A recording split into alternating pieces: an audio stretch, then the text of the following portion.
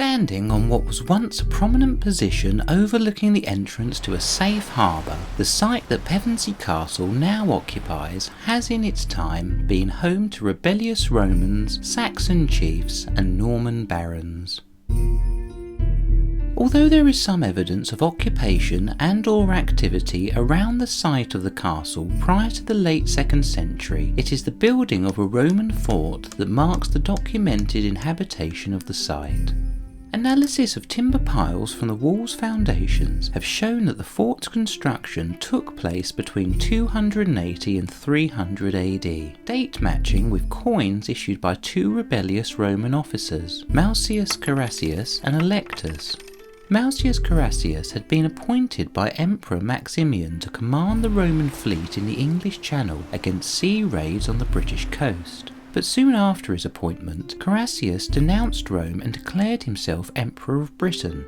Naturally, this displeased Emperor Maximian, who judged that Caraccius should be killed for his treachery.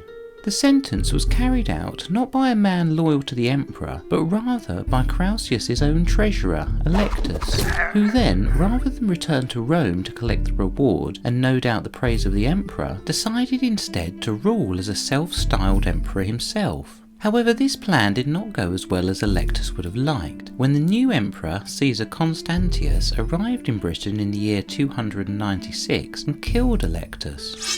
From this point on, there are no records of daily life at the fort, although its location and garrison are marked and documented in the Notitia Dignitatum, a list of official positions and commands from the 4th century.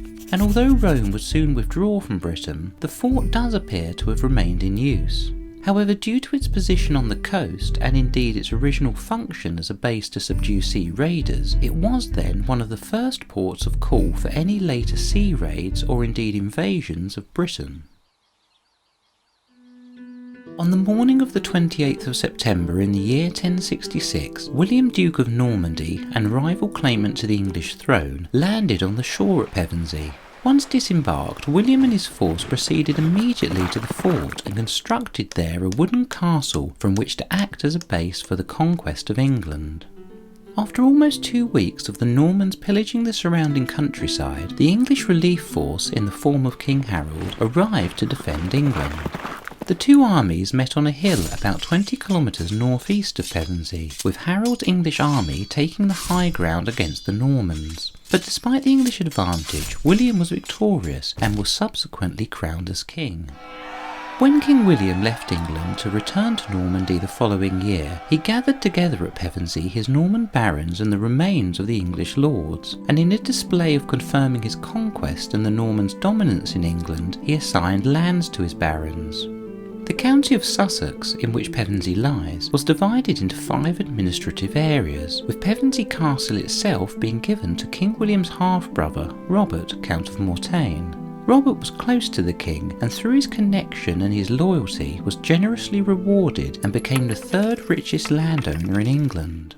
On the death of King William, rivalry between his sons, Robert and William, soon escalated into war. Robert was given the lands in Normandy and pronounced duke, and William was given England and crowned king.